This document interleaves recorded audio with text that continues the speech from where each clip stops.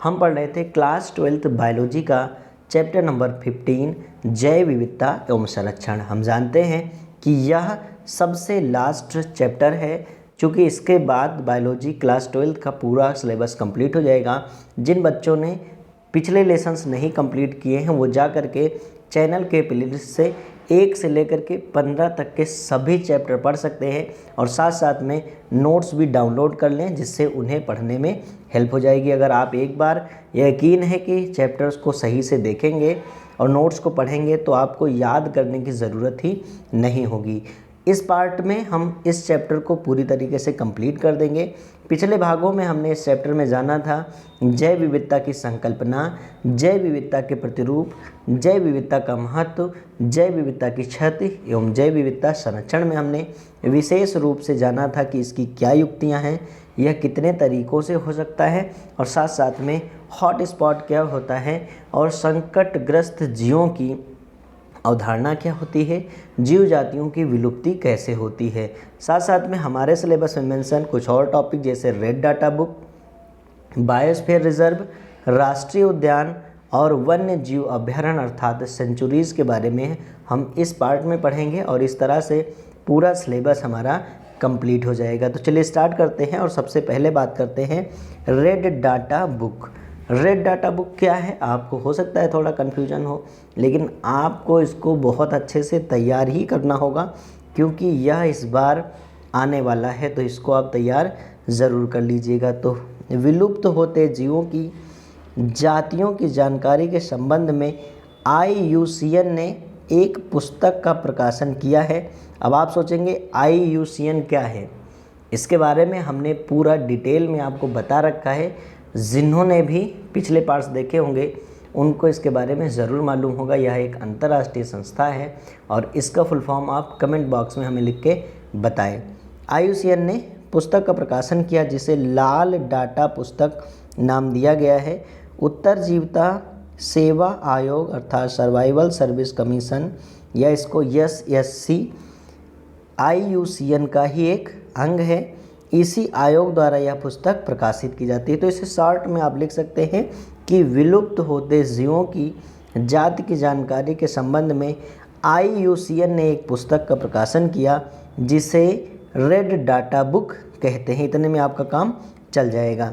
Red data book का प्रथम प्रकाशन 1 जनवरी 1972 में हुआ था। ये पॉइंट आप याद कर लीजिएगा। रेड डाटा पुस्तक सीरीज में 5 पुस्तकें प्रकाशित की जा चुकी हैं। इन पुस्तकों में अलग अलग जीवों के संबंध में जानकारी दी जाती है। जैसे बात करें तो सबसे पहली जो पुस्तक है, जरूर नहीं इतना डिटेल में आप याद करें, लेकिन जानना ज़रूरी है कहाँ से क्वेश्चन उठेगा, चूँकि क्वेश्चन आएगा ज़रूर और हम सोचते हैं कि कोई भी क्वेश्चन आपसे छूटे ना। वहाँ पर आप 70 में से 70 अच्छे से लिख के आएँ। बाकी कितने मिलेंगे ये तो आगे डिपेंड करेगा, लेकिन आप 70 में से 70 सही करके आएंगे तभी 65 प्लस नंबर आपको मिलेगा थ्योरी में। ठीक है, तो प्रथम पुस्तक जो थी इसमें स्तनधारियों की 236 प्रजातियों के संबंध में बताया गया है। द्वितीय पुस्तक में पक्षियों की 887 प्रजातियों के बारे में बताया गया है। तृतीय पुस्तक में रेप्टाइल्स अर्थात सरीसृप की 119 प्रजातियाँ तथा एम्फीबियंस अर्थात उभयचर की 36 प्रजातियों एवं उप प्रजातियों के बारे में बताया गया है। चतुर्थ जो पुस्तक थी, चूँकि 5 पुस्तक प्रकाशित हुई थी, तो चतुर्थ पुस्तक है, इसमें मछलियों के दुर्लभ एवं अप्राप्य प्रजातियों एवं उपजातियों के संबंध में बताया गया है। तो याद हो जाएगा, पहली पुस्तक में स्तनधारी, द्वितीय पुस्तक में पक्षी, तृतीय पुस्तक में सरीसृप और उभयचर और चतुर्थ पुस्तक में मछलियाँ। 5वीं पुस्तक जो थी इसमें पादपों की दुर्लभ और अप्राप्य प्रजातियों एवं उप प्रजातियों का वर्णन किया गया है। अब आगे बात करते हैं। प्रत्येक रेड डाटा पुस्तक में 4 रंगों के पृष्ठ होते हैं। ये जानना बहुत इम्पॉर्टेंट है, कौन सा रंग में कौन से रंग के पृष्ठ पर कैसे जीवों का नाम लिखा जाता है, ये भी आप जान लीजिए। तो सबसे पहले बात करते हैं लाल पेज यानी रेड पेज के बारे में। तो इन पृष्ठों पर उन लुप्त प्राय या लुप्त हो रही प्रजातियों की जानकारी दी जाती है जिनके बचाव का पूरा ध्यान रखना आवश्यक है। अर्थात लाल पृष्ठ पे जिनका भी नाम लिखा है उनको बचाना बहुत ज़्यादा जरूरी है। नेक्स्ट है सफ़ेद पृष्ठ।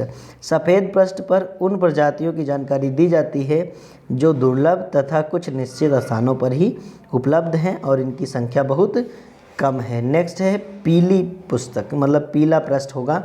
तो इन पृष्ठों पर उन लुप्त हो रही प्रजातियों की जानकारी दी जाती है जिनकी संख्या में तेज़ी से कमी हो रही है। लाल पृष्ठ पर उनका जो लुप्त होने वाली हैं, सफ़ेद पृष्ठ पर उनका जिनकी संख्या कम है या दुर्लभ है और कुछ निश्चित स्थान पर ही उपलब्ध हैं। पीले पृष्ठ पर उन जीवों का नाम लिखा होगा जिनकी प्रजातियों में संख्या जल्दी से घटती जा रही है या कम हो रही है। ब्राउन पेज अर्थात भूरे पृष्ठ पर इन पृष्ठों पर उन प्रजातियों की जानकारी दी जाती है जिनके बारे में आशंका है कि ये कम हो रही है, लेकिन इनका पूर्ण विवरण उपलब्ध नहीं होता है। मतलब शंका होती है कि हाँ ये घट रहे हैं। पुस्तक के अंत में उन प्रजातियों का जिक्र भी किया गया है जिनको प्रयास करके बचा लिया गया है। इसके लिए हरे रंग के पृष्ठ का प्रयोग किया गया है। मतलब हरे रंग के पृष्ठ पर उनका नाम लिखेंगे जिनको हम संकटग्रस्त से मुक्त कर लेते हैं, जिनको कहते हैं संकट मुक्त जातियाँ, जिनको हम लोग बचा लेते हैं। चलिए आगे बात करते हैं। तो रेड डाटा पुस्तक की उद्देश्य क्या क्या है? तो लुप्त हो रही जीव प्रजातियों की जानकारी देना, संकटग्रस्त जातियों के आश्रय स्थल की स्थिति की जानकारी देना कि कहाँ पर उनको रिजर्व किया गया है, वर्तमान में उपलब्ध जीवों की संख्या उपलब्ध कराना, आंकड़ों के माध्यम से लोगों को जीव संरक्षण के लिए प्रेरित करना।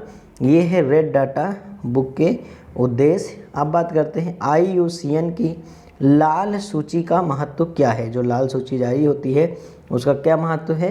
तो सबसे पहला है जैव विविधता के संभावित ह्रास को लिखित सूचना प्राप्त होती है जिससे उसे रोका जा सकता है। एक लिखित डाटा मिल जाता है जिससे हमें पता चल जाता है कि कौन सी जाति धीरे धीरे विलुप्ति की ओर जा रही है, तो हम उसे बचा सकते हैं। नेक्स्ट है संकटग्रस्त जातियों की पहचान हो जाती है और उनके विलोपन को संरक्षित किया जा सकता है। स्थानीय स्तर पर स्थानिक जातियों को परिभाषित कर प्राथमिकता के आधार पर संरक्षण किया जाता है। जो कुछ जातियां सिर्फ एक विशेष स्थान पर ही पाई जाती हैं उनको भी जांचा और समझा जा सकता है, जिससे कि जब जांच हो जाएगी, पहचान में आ जाएंगी जातियां, तो उनको भी संरक्षित किया जा सकता है। नेक्स्ट है जैव विविधता की हो चुकी क्षति के साथ संभावित क्षति को रोकने तथा जैव विविधता के महत्व के प्रति जागरूकता उत्पन्न करना लाल सूची का मुख्य उद्देश्य भी है और महत्व भी है। जागरूक करना लोगों को और बताना कि कौन सी जाति अनसेफ हो चुकी है या इंडेंजर्ड हो चुकी है। तो ये बात आपको समझ में आ गई कि रेड डाटा बुक क्या है, कौन जारी करता है? IUCN जारी करता है। जिन्हें भी इसका फुल फॉर्म मालूम है वो भी लिखे कमेंट में, और जिन्हें नहीं मालूम है वो भी लिखे, जिससे कि जानकारी हम आप तक पहुंचा सकें। चलिए आगे बात कर लेते हैं अगले टॉपिक पर। और अगला जो है वह है जीव मंडल आरक्षित क्षेत्र, अर्थात इसको कहते हैं बायोस्फीयर रिजर्व। बहुत ज़्यादा इम्पॉर्टेंट है बायोस्फीयर रिजर्व, ये आपके सिलेबस में मेंशन किया गया है, मतलब इम्पॉर्टेंट है ही है कि जैव मंडल आरक्षित क्षेत्र क्या है। तो यह संरक्षित क्षेत्रों की एक विशेष श्रेणी है। संरक्षित क्षेत्र का मतलब जिस पे हम किसी प्रकार के शिकार को छूट नहीं दे सकते, लोगों का हस्तक्षेप वहाँ पर रोका जाता है जिससे जातियाँ संरक्षित रह सकें। जैव मंडल आरक्षित क्षेत्र में एक सीमा तक मानव गतिविधि जारी रहती है, लेकिन इन गतिविधियों से जैव संपदा को कोई नुकसान नहीं पहुंचने दिया जाता है। मतलब छोटा मोटा काम करने के लिए मौके दिए जाते हैं, बस ये है कि जो जैव संपदा है उसका नुकसान ना हो। जैव मंडल आरक्षित क्षेत्र का विचार सन 1975 में यूनेस्को द्वारा दिया गया था। यह भी एक बहुत बड़ी संस्था है और इसका फुल फॉर्म भी आपको मालूम होना चाहिए। यूनेस्को ने इसी वर्ष मानव तथा जैव मंडल कार्यक्रम प्रारंभ किया। मई 2002 तक 94 देशों में 408 जैव मंडल आरक्षित क्षेत्र घोषित किए जा चुके हैं। ठीक है, जैव मंडल आरक्षित क्षेत्र घोषित कर दिए गए कितने? 408, जिनमें से अगर भारत की बात करते हैं तो नंदा देवी जो कि उत्तराखंड में है, बायोस्फीयर रिजर्व है, ये क्वेश्चन आ सकता है बहुविकल्पीय में। ऐसे ही पंचमढ़ी मध्य प्रदेश में है, सुंदरवन पश्चिम बंगाल में है। अगर बात करें हम नीलगिरी तमिलनाडु, केरल, कर्नाटक में है उपस्थित है, वो भी जैवमंडल आरक्षित है। ऐसे ही नोकरेक मेघालय में है, मानस असम में है, सुंदरबन हमने बताई पश्चिम बंगाल में है, मन्नार की घाटी भी बायोस्फीयर रिजर्व है, तमिलनाडु में है। ग्रेट निकोबार जो अंडमान निकोबार में पाया जाता है वह भी बायोस्फीयर रिजर्व है। सिमलीपाल उड़ीसा में है, यह भी बायोस्फीयर रिजर्व है। ऐसे ही बात करें तो देबांग जो कि अरुणाचल प्रदेश में है, वह भी बायोस्फीयर रिजर्व है।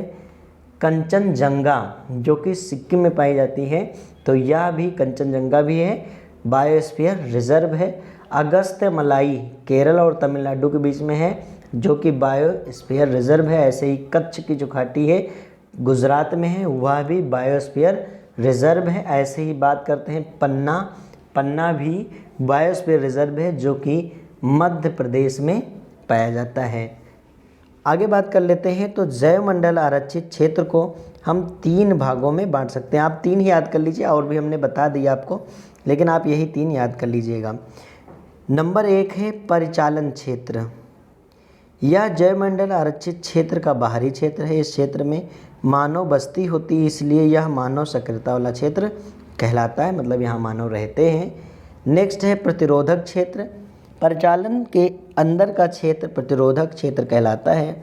इस क्षेत्र में मानव की बस्तियां तो नहीं होती, लेकिन सीमित मानव क्रियाएं होती, मतलब मानव आता जाता रहता है। और अगला है केंद्रीय क्षेत्र, कोर जोन। यह जैवमंडल का केंद्रीय भाग है। यह भाग पूरी तरह से वन्य जीवों के लिए संरक्षित है और इस भाग में मानव क्रियाकलाप पूर्णतया प्रतिबंधित होते हैं। तो ये बात आपको समझ में आ गई कि जो जैवमंडल आरक्षित क्षेत्र हैं, 408 जैवमंडल आरक्षित क्षेत्र घोषित किए गए, जिसमें भारत में भी बहुत सारे जैवमंडल आरक्षित क्षेत्र हैं। लगभग 18 जैवमंडल आरक्षित क्षेत्र है। भारत में कितने हैं? 18। तो ये याद कर लीजिएगा आप। भारत में कितने बायोस्फीयर रिजर्व हैं? 18। 2011 तक का आंकड़ा है कि 2011 में भारत में 18 बायोस्फीयर रिजर्व घोषित किए जा चुके हैं, जिनके नाम हमने आपको भी बता दिया। फिर हमने बताया कि बायोस्फीयर रिजर्व को कितने भागों में बांटा गया है? 3 भागों में बांटा गया है। सबसे बाहरी जो होता है उसको बोलते हैं परिचालन क्षेत्र, जिसमें मानव बस्ती बना के रहता है, मानव की सारी क्रियाकलाप उसमें होती है। फिर इसके बाद होता है जो वह है प्रतिरोधक क्षेत्र, जिसमें मानव बस्ती नहीं बनाता है, लेकिन कुछ क्रियाकलाप मानव ज़रूर करता है। और सबसे बीच में होता है वह है केंद्रीय क्षेत्र, जिसमें मानव की कोई भी गतिविधि नहीं है। तो ये हो गया परिचालन क्षेत्र, और ये हो गया आपका प्रतिरोधक क्षेत्र, और सबसे सेंटर पर हो गया केंद्रीय क्षेत्र। अब इसमें मानव की कोई भी क्रियाकलाप नहीं होती है। यह वन्य जीवों के लिए पूर्णतया कैसा होता है? संरक्षित होता है, जबकि मानव यहाँ बस्ती बना के रहता है और इसमें भी गतिविधि कर सकता है। तो ऐसे क्वेश्चन आपसे पूछे जाएं तो आराम से आप उत्तर। बायोस्फीयर रिजर्व समझने के बाद अब हमें पढ़ना है राष्ट्रीय उद्यान, जो कि हमारे सिलेबस में मेंशन किया गया है। राष्ट्रीय उद्यान, इसको नेशनल पार्क बोला जाता है, और आप जिस भी प्रदेश में रहते हैं वहाँ नेशनल पार्क ज़रूर होगा। आप अपने प्रदेश का नाम और नेशनल पार्क का नाम कमेंट में लिखें, जिससे और भी लोगों को उसका नाम क्या हो जाएगा? तैयार हो जाएगा। जो चीज़ें आप लिख देते हैं कमेंट बॉक्स में वो आपको तो ज़रूर याद हो जाती हैं, साथ साथ में जो पढ़ेंगे उनको भी याद हो जाएंगे। तो वह क्षेत्र जो वन्य जीवों के लिए पूर्ण रूप से संरक्षित होता है तथा जहां शिकार खेलना, पशु चराना, फसल बोना निषेध होता है, राष्ट्रीय उद्यान कहलाता है। परिभाषा बहुत आसान है। अब इन क्षेत्रों में जो जंतु होते हैं, जिनको हम फाउना बोलते हैं, तथा पादप जिन्हें हम फ्लोरा बोलते हैं, दोनों संरक्षित होते हैं। यानी पौधे और जंतु दोनों संरक्षित होते हैं।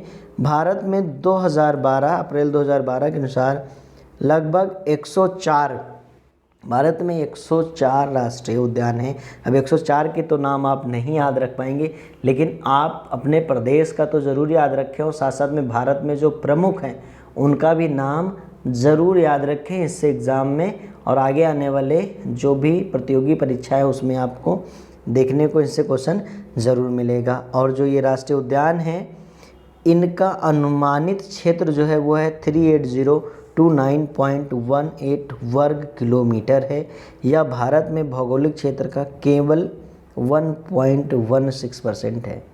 ये बहुत कम है, होना बहुत ज़्यादा चाहिए। जितना ज़्यादा वन और वन्यजीव होंगे उतने ही क्या कहते हैं, नेचर गुड होगी, उतना ही प्रदूषण कम होगा। भारत में कितना परसेंटेज है? सिर्फ 1.16% ही है भौगोलिक क्षेत्र का। अब बात कर लेते हैं भारत में जिम कॉर्बेट नेशनल पार्क जिसको बोलते हैं। जिम कॉर्बेट राष्ट्रीय उद्यान भारत का प्रथम राष्ट्रीय उद्यान है। इसकी स्थापना 1936 में हुई थी। यह अब उत्तराखंड में स्थित है। ये उद्यान टाइगर प्रोजेक्ट पर भी कार्य कर रहा है। भारत में राष्ट्रीय उद्यान हैं जैसे केवला देवी, भरतपुर, रणथंभौर, सवाई माधोपुर। सुंदरवन का जो राष्ट्रीय उद्यान है पश्चिम बंगाल में है। ऐसे ही काजीरंगा जो है वो असम में है। एक सींग वाले गेंडे के लिए यह बहुत फेमस है। तो काजीरंगा से तो सबसे ज़्यादा क्वेश्चन पूछे जाते हैं। काजीरंगा असम में है और एक सींग वाले गेंडे के लिए मशहूर है। ठीक है, तो ये पॉइंट आपको ज़रूर याद करना है। ऐसे बांधवगढ़ जो है वह मध्य प्रदेश में है। तो ये कुछ नाम आप याद कर लीजिएगा, बाकी हम और भी नाम आपको बता देते। चलिए अब बात कर लेते हैं भारत के राष्ट्रीय उद्यान के बारे में। हमने कुछ प्रमुख आपको बता दिया है, उसको आप याद कर लीजिएगा। बाकी इन्हें भी एक बार आप देख ज़रूर लें। जरूर नहीं कि आप नोट्स में उतारें या इनको बैठ करके लर्न करें, लेकिन एक दो बार पढ़ेंगे तो जो कुछ इंपॉर्टेंट होंगे वो अपने आप ही तैयार हो जाएंगे। सबसे पहले बात करते हैं अंडमान और निकोबार द्वीप समूह में राष्ट्रीय उद्यान है, उसका नाम है वांडूर राष्ट्रीय उद्यान, जो कि 1983 में स्थापित हुआ है और यह मगरमच्छ तथा केकड़े के लिए प्रसिद्ध है। ऐसे ही बात करते हैं अरुणाचल प्रदेश में है नाम थापा राष्ट्रीय उद्यान, जो कि 1983 में ही स्थापित हुआ और यह तेंदुआ, गौर, हिमालयी काला भालू के लिए प्रसिद्ध है। असम में 2 राष्ट्रीय उद्यान हैं, काजीरंगा राष्ट्रीय उद्यान और मानस राष्ट्रीय उद्यान। काजीरंगा 1974 में स्थापित हुआ है। यह एक सींग वाले गेंडा, हाथी और बाघ के लिए प्रसिद्ध है। ऐसे ही जो मानस राष्ट्रीय उद्यान है वो 1990 में स्थापित हुआ है, जो कि बाघ है, सुनहरा रंगूर है, गेंडा और खरगोश के लिए प्रसिद्ध है। बात करते हैं अगर छत्तीसगढ़ की, तो छत्तीसगढ़ में है इंद्रावती राष्ट्रीय उद्यान। 1981 में इसकी स्थापना हुई थी। बाघ, तेंदुआ और नीले सांड के लिए यह प्रसिद्ध है। गुजरात में जो राष्ट्रीय उद्यान है उसका नाम है गिर राष्ट्रीय उद्यान, इसको गिर जंगल भी कहते हैं। गिर राष्ट्रीय उद्यान 1975 में इसकी स्थापना हुई थी। यह एशियाई शेर यानी बब्बर शेर के लिए प्रसिद्ध है। तो यह मोस्ट इम्पॉर्टेंट है, पूछा जाता है गिर राष्ट्रीय उद्यान कहाँ है, तो गिर राष्ट्रीय उद्यान गुजरात में, याद रहेगा गिर गुजरात एशियाई शेर यानी बब्बर शेर के लिए यह प्रसिद्ध है। नेक्स्ट है कच्छ, जो कि कच्छ में जो राष्ट्रीय उद्यान है उसका नाम है मरीन राष्ट्रीय उद्यान। यह 1980 में स्थापित हुआ था। दरियाई घोड़ा और ऑक्टोपस आदि के लिए यह प्रसिद्ध है। हरियाणा में जो है उसका नाम है सुल्तानपुर राष्ट्रीय उद्यान, ये भी इम्पॉर्टेंट है। अदरवाइज ये पूछा जाए सुल्तानपुर और आप उत्तर प्रदेश लगा देंगे, ऐसा नहीं है। हरियाणा में जो है उसका नाम है सुल्तानपुर राष्ट्रीय उद्यान और यह प्रवासी पक्षियों की बड़ी संख्या, हंस, साइबेरिया सारस आदि के लिए यह प्रसिद्ध है। हिमाचल प्रदेश में है ग्रेट हिमालय राष्ट्रीय उद्यान। 1984 में इसकी स्थापना हुई। बकरी भराल, अब जैसे स्थापना आप सोचें कि स्थापना क्या मतलब कोई आया था ऐसा करने, ऐसा नहीं है। मतलब उसको एक टैग दिया गया नेशनल पार्क का, जिससे उसकी सिक्योरिटी को और बढ़ा दिया गया। स्थापना का तात्पर्य यह है उसकी सिक्योरिटी बढ़ा दिया गया और वहाँ पे जो भी सुविधाएं थी उसको पहुँचाया गया कि किसी भी तरीके से जंगल को नुकसान ना पहुँचाया जा सके। जम्मू कश्मीर में है, उसका नाम है दाची गाम राष्ट्रीय उद्यान, ये भी इम्पोर्टेंट है। हिमालयी काला भालू, तेंदुआ, कस्तूरी प्रवासी पक्षी और हिम चीता के लिए यह प्रसिद्ध है। झारखंड में 2 राष्ट्रीय उद्यान है। हजारीबाग राष्ट्रीय उद्यान, जो कि बाघ, जंगली भालू, नीलगाय आदि के लिए फेमस है। ऐसे ही पलामू राष्ट्रीय उद्यान में बाघ, ढोल, हाथी आदि पाए जाते हैं। ढोल एक विशेष प्रकार का कुत्ता होता है। ऐसे ही बात करते हैं कर्नाटक की, तो इसमें 2 हैं, बांदीपुर राष्ट्रीय उद्यान और नागर होल राष्ट्रीय उद्यान। अब बात करते हैं केरल की, तो केरल आपका इम्पोर्टेंट है। इसमें जो पेरियार राष्ट्रीय उद्यान है वह बाघ, नीलगिरी लंगूर, उड़ने वाली गिलहरी, बहुत इम्पॉर्टेंट है उड़ने वाली गिलहरी कहाँ पाई जाती है? तो केरल के पेरियार राष्ट्रीय उद्यान में पाई जाती है। शेर की पूंछ वाला मकाऊ बंदर भी यहीं पे पाया जाता है। नेक्स्ट बात करते हैं मध्य प्रदेश की, बहुत इम्पॉर्टेंट है मध्य प्रदेश, और यहाँ पर 3 पाए जाते हैं, 3 हैं, बांधवगढ़, कान्हा और पन्ना। बांधवगढ़, कान्हा और पन्ना, बांधवगढ़, कान्हा और पन्ना, जो कि बाघ, तेंदुआ आदि यहाँ पर उपस्थित होते हैं। नेक्स्ट है महाराष्ट्र में जो राष्ट्रीय उद्यान है, नवेगांव राष्ट्रीय उद्यान और तदवा राष्ट्रीय उद्यान। ऐसे ओडिशा में नंदनकानन राष्ट्रीय उद्यान है और सिमलीपाल राष्ट्रीय उद्यान ओडिशा में है। राजस्थान में केवला देवी राष्ट्रीय उद्यान है। रणथंभौर राष्ट्रीय उद्यान है, सरिस्का राजस्थान में है। तो इसको आप याद कर लेंगे, ये इम्पोर्टेंट है। कौन कौन? केवला देवी, रणथंभौर, सरिस्का राजस्थान में हैं। अब आगे बात कर लेते हैं हम लोग। तो उत्तर प्रदेश में, अब आपको अगर उत्तर प्रदेश में आप रहते हैं तो उत्तर प्रदेश में एक राष्ट्रीय उद्यान है, उसका नाम है दुधवा राष्ट्रीय उद्यान। यह कहाँ है? उत्तर प्रदेश के किस ज़िले में है? आप हमें कमेंट करके बताएं। यहाँ पर बाघ, गेंडा, स्वाम हिरण, बंगाल फ्लोरिकन, ऐसे ही चीतल, होग हिरण, भूमि पर रहने वाला तेंदुआ आदि यहाँ का आकर्षण है और यहाँ लोग देखने जाते हैं। उत्तराखंड में राजाजी राष्ट्रीय उद्यान और जिम कॉर्बेट राष्ट्रीय उद्यान, जो कि सबसे पहला राष्ट्रीय उद्यान है। और ऐसे बात करते हैं पश्चिम बंगाल में, तो सुंदरवन राष्ट्रीय उद्यान फेमस है। यहाँ पर रॉयल बंगाल टाइगर पाया जाता है। तो ये भी इम्पॉर्टेंट है कि रॉयल बंगाल टाइगर या बाघ कहाँ पाए जाते हैं सबसे ज़्यादा? तो पश्चिम बंगाल में। मछली पकड़ने वाली बिल्ली भी यहीं पाई जाती है। तो ये है वे राष्ट्रीय उद्यान। अब जो अगला टॉपिक हमारा होगा वह होगा वन्य जीव अभयारण्य या शरण स्थल। बहुत इम्पॉर्टेंट है, ये भी सिलेबस में सबसे लास्ट में मेंशन, इसको आप पढ़िए। लिखा हुआ है सेंचुरीज़, सेंचुरीज़ लिखा हुआ है और ये भी बहुत इंपॉर्टेंट है। तो हम सबसे लास्ट पार्ट पे आ चुके हैं। वन्यजीव अभयारण्य वह प्राकृतिक क्षेत्र हैं जहाँ केवल जंतुओं को ही संरक्षण प्रदान किया जाता है। अभयारण्यों में वृक्षों को काटना, उनके उत्पाद प्राप्त करना बिल्कुल प्रतिबंधित होता है या रोक लगी होती है। अभयारण्यों में मानव क्रियाकलाप की अनुमति उस सीमा तक ही होती है जहाँ इनसे वन्य जीवों के जीवन में परेशानी नहीं आती। इस समय भारत में 515 अभयारण्य हैं। भारत में सबसे अधिक वन अभयारण्य जो है वो अंडमान और निकोबार में है, जिनकी कुल संख्या 96 है। भारत में राष्ट्रीय स्तर पर राष्ट्रीय उद्यान तथा अभयारण्यों का समान रूप से निर्धारण तथा उनका प्रबंधन सन 1972 में वन्य जीव सुरक्षा अधिनियम 1972 बनने के बाद ही प्रारंभ हुआ।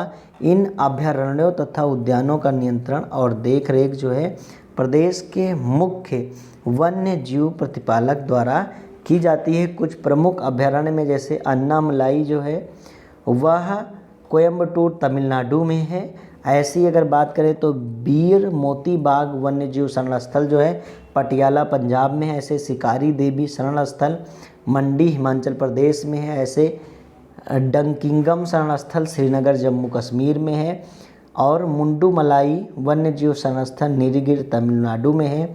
जल्दापारा शरण स्थल जो है मदारी हाट पश्चिम बंगाल में है। चिल्का झील पक्षी शरण स्थल जो है वो उड़ीसा में है।